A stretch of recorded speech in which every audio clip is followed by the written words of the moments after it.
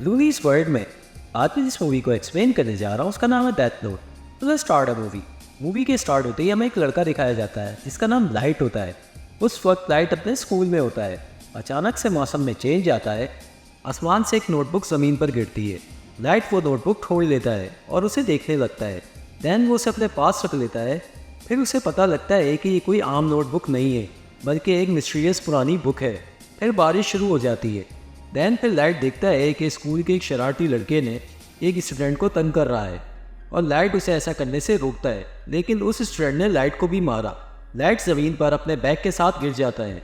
Light अपने bag से दूसरे स्टूडेंट के घर के होमवर्क्स निकालता है। यहाँ पर लाइट का ये राज भी सामने आता है कि वो दूसरे स्टूडेंट्स के होमवर्क में मदद करता है। लाइट इस वजह से प्रिंसिपल के पास जाता है। लाइट को सज़ा के तौर पर अकेले कमरे में बंद कर दिया जाता है। अकेले में बैठकर वो उस पुरानी नोटबुक को याद करता है। फिर उसमें उस किताब को पढ़ना शुरू करता है। ये कोई नॉर्मल बुक नहीं थी बल्कि इसमें रूल्स लिखे हुए थे। इस नोटबुक को संभालने के लिए भी कुछ और रूल्स और रेगुलेशंस भी थे। इस नोटबुक को देखकर लगता है कि ये 100 साल पुरानी है। लाइट इस नोटबुक को देखते वक्त अजनबी सा महसूस करने लगता है। जब वो इस नोटबुक को मुकम्मल तौर पर पढ़ रहा होता है तो वो कुछ अजीब चीज़ें नोटिस करता है। वो देखता है कि ये कोई इंसान नहीं लग रहा बल्कि ये कोई क्रिएचर है। वो क्रिएचर बहुत डरावना और ख़तरनाक है। उसके जिस्म पर कोने हैं। लाइट उस क्रिएचर से बहुत डर जाता है जब वो उसे देखता है, लेकिन बाद में उसे सब कुछ समझ आता है कि ये कोई आम क्रिएचर नहीं है बल्कि ये एक डेथ स्पिरिट है और ये डेथ स्पिरिट इस नोटबुक का मालिक है। डेथ स्पिरिट लाइट को नोटबुक की हकीकत के बारे में बताता है कि इसमें क्या कुछ हो सकता है। इस नोटबुक में कुछ खास नोट्स हैं जो डेथ नोट्स कहलाते हैं और इस नोटबुक का मालिक वही है जिसने इसको हासिल किया। इस नोटबुक की अहमियत ये है कि डेथ नोट पर किसी भी शख्स का नाम लिखने से वो जल्द ही मर जाता है। नोटबुक का मालिक किसी को भी अपनी मर्जी के मुताबिक कत्ल कर सकता है। लाइट इस पर भरोसा नहीं करता। डेथ स्पिरिट लाइट से कहता है कि तुम्हें कम से कम 7 दिन में इस नोटबुक में किसी का नाम लिखना होगा। अगर तुमने ऐसा नहीं किया तो ये नोटबुक किसी और को मिल जाएगा जो इसके रूल्स के खिलाफ हैं। इस नोटबुक में किसी और ही नाम लिखने की शर्त यह है कि मालिक के जहन में उस शख्स का चेहरा और असल नाम पता होना चाहिए और सिर्फ एक तरीका मौत लिखा जा सकता है जो हकीकत में मौजूद हो। डेथ स्पिरिट लाइट से कहता है तुम्हें इस नोटबुक को इस्तेमाल करना होगा। फिर लाइट कमरे की खिड़की से वो स्टूडेंट को देखता है जो इस वक्त भी किसी को तंग कर रहा था और उसने लाइट को भी मारा है। डेथ स्पिरिट के इत्तेफाक के बाद लाइट उस स्टूडेंट का नाम इस नोटबुक में लिखता है। उसने उस स्टूडेंट के लिए मौत का तरीका भी लिखा कि उसके सर को दबा दिया जाए। फिर बाहर का मौसम दिखाया जाता है जो फ़ौरन तब्दील हो जाता है। 2 गाड़ियाँ एक दूसरे से टकरा जाती हैं जबकि एक गाड़ी में लोहे की सीढ़ी होती है जिससे उस स्टूडेंट के सर को असल में दबा दिया जाता है। सब लोग लाइट के साथ वहाँ पर हैरान रह जाते हैं जब वो ये सब देखते हैं। लाइट ये देखकर शुरू में यकीन नहीं कर पाता कि डेथ स्पिरिट के बताए हुए फैक्ट्स हकीकत पर मबनी है, इसलिए लाइट बहुत डर जाता है। डेथ स्पिरिट लाइट से कहता है कि इस किताब की मदद से तुम बहुत कुछ कर सकते हो। अगर तुम्हें ये नोटबुक नहीं चाहिए तो मैं इस नोटबुक को किसी और को भेज दूंगा। बाद में लाइट अपने घर वापस चला जाता है। लाइट के घर में उसके डिटेक्टिव फादर मौजूद होते हैं। फिर दिखाया जाता है कि कुछ साल पहले एक मुजरिम ने लाइट की माँ को कत्ल कर दिया था, लेकिन वो मुजरिम सबूत ना होने की वजह से अब तक आज़ाद घूम रहा है। इस वजह से फादर और बेटे के दरमियान कोई अच्छा ताल्लुक नहीं है। लाइट अपने वालिद पर गुस्सा करता है और कहता है आपने मेरी माँ का बदला अभी तक क्यों नहीं लिया। लाइट इस वाक़ये के बाद बहुत परेशान रहता है।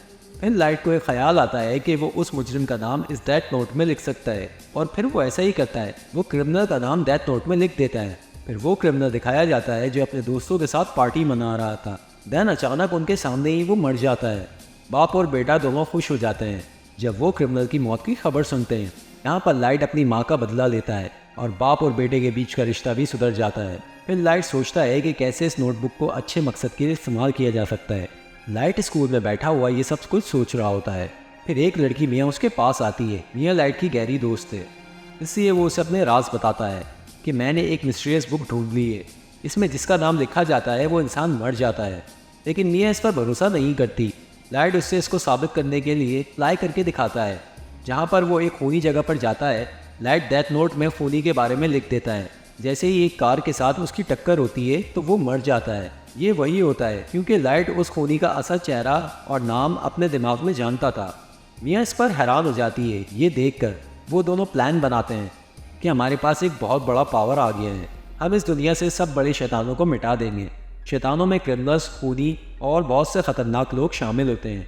इस काम के लिए चेहरे और असल नाम आसानी से इंटरनेट से एक्सप्लोर किए जा सकते हैं, इसलिए वो लोगों के नाम लिस्ट में डाल देते हैं। اور شیطان لوگ بھی دھیرے دھیرے اپنی موت سے ملتے ہیں۔ یہاں پر یہ بھی پتہ چلتا ہے کہ نوٹ بک کے مالک مرنے والے پر کنٹرول کر سکتا ہے۔ لائٹ نے اپنے لیے ایک نام سلیکٹ کیا ہے جو ہے کیرا۔ کسی کو بھی مارنے کے بعد اس کی موت ہونے پر وہاں پر اپنا نام کیرا لکھتا ہے۔ اس طرح سے شیطان لوگوں کو ڈرا کے یہ شیطان لوگ غلط کام کرنا چھوڑ سکتے ہیں کہ کیرا آ گیا ہے سبھی کرمنلز اور شیطان لوگوں کو ختم کرنے کے لیے۔ پہلی نظر میں ایک خبر دنیا میں وائرل ہو جاتی ہے کہ ایک سیریل کلر کیرا آ گیا ہے جو ہر کسی کو مارتا جا رہا ہے، اور کچھ لوگ کیرا کو سپورٹ کر رہے ہیں۔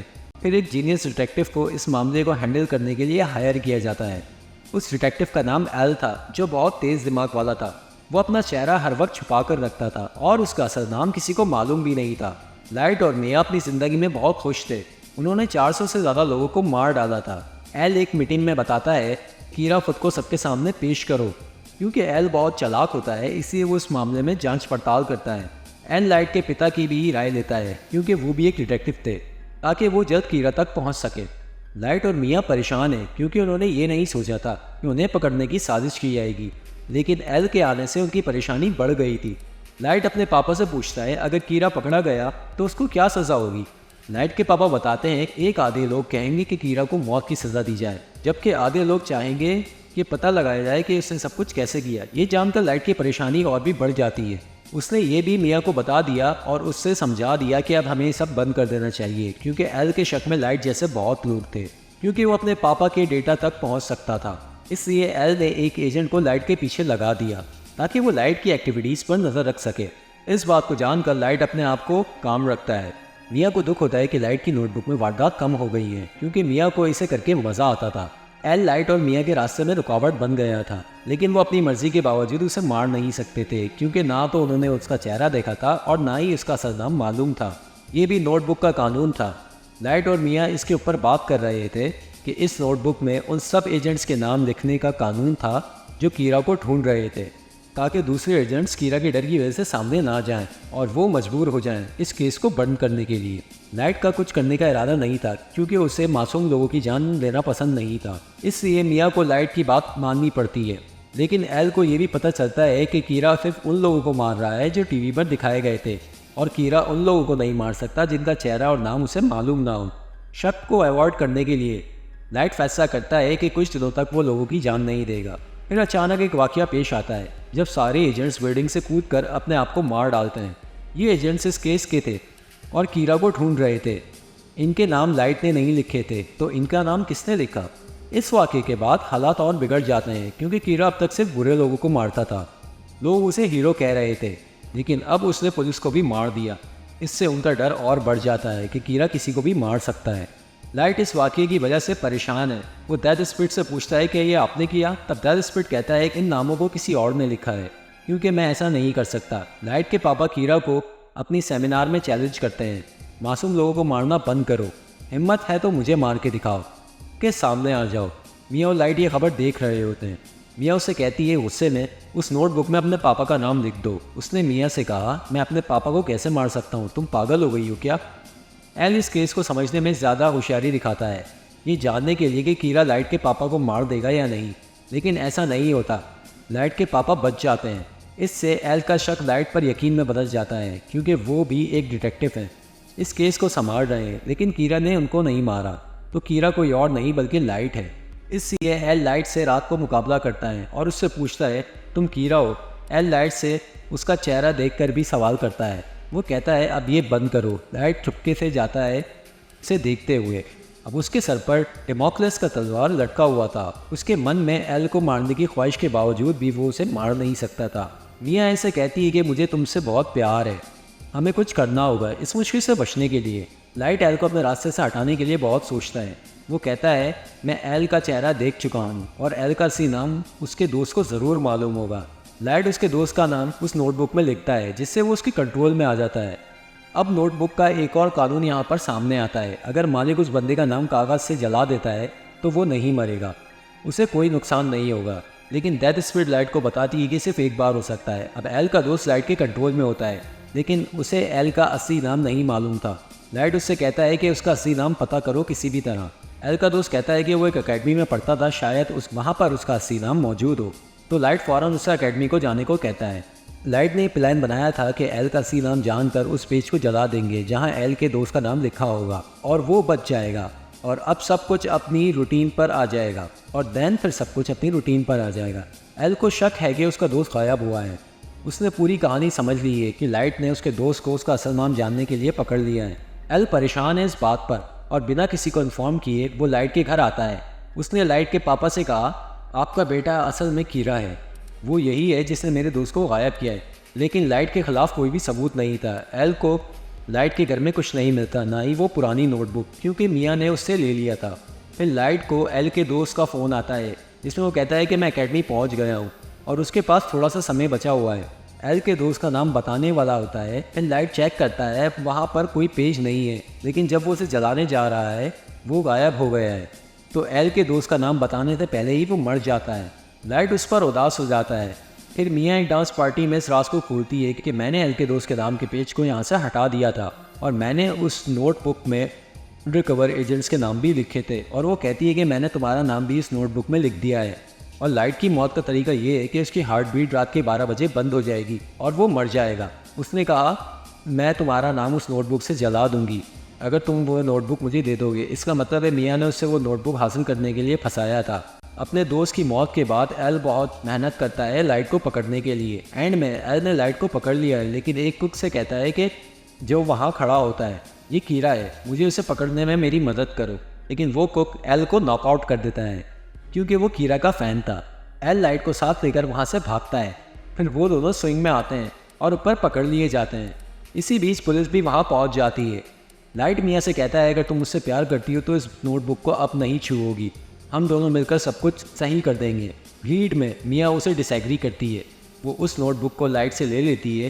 لائٹ اسے دیکھتا ہے اور کہتا ہے، تم نے بالکل غلط کیا۔ یہ سن کر میاں سمجھ جاتی ہے کہ لائٹ نے بھی اس کا نام اس نوٹ بک میں لکھا ہوگا۔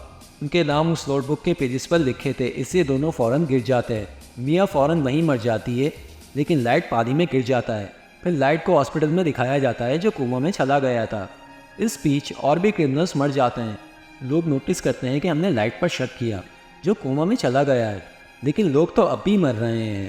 پھر دیکھا جاتا ہے میاں اور ایل جب سوئنگ ہو رہے تھے تو اس نوٹ بک سے ایک پیج الگ ہوا تھا اور وہ ایک آگ میں جا کر جل جاتا ہے، اور اس پیج پر لائٹ کا نام لکھا ہوا تھا۔ لائٹ نے عقل مندی سے کام کیا تھا۔ جب اسے پتہ چلا کہ میاں نے اس کا نام اس نوٹ بک میں لکھا ہے تو اس نے اس میں لکھا، میاں اگر مجھے وہ نوٹ بک واپس نہیں کرے گی تو وہ مر جائے گی، اور وہ پیج جس میں لائٹ کا نام لکھا تھا وہ جلا دیا جائے گا۔ اور لائٹ پانی میں گر گیا تھا۔ اس نے اس نوٹ بک میں سب سے بڑے برائی کرنے والوں کا نام بھی لکھے تھے۔ ایک کرپٹ ڈاکٹر نے لائٹ کو گہری بے ہوشی میں ڈال دیا تھا، اس کو پانی سے باہر نکال کر۔ بعد میں وہی ڈاکٹر اپنی جان دے دیتا ہے۔ پھر ایک اور آدمی وہ نوٹ بک لے لیتا ہے۔ اس نے اس نوٹ بک میں بہت سارے غلط کام کرنے والے لوگوں کے نام لکھے ہیں۔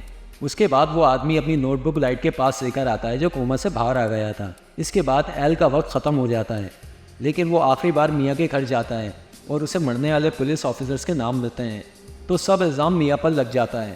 لائٹ اب پوری طرح سے ٹھیک ہو گیا ہے اور وہ نوٹ بک بھی اس کے پاس ہے، لیکن اس نے ایک سبق سیکھ لیا ہے کہ وہ اب کسی پر بھی بھروسہ نہیں کرے گا۔ اور فلم بھی اسی سین پر یہاں پر اینڈ ہو جاتی ہے۔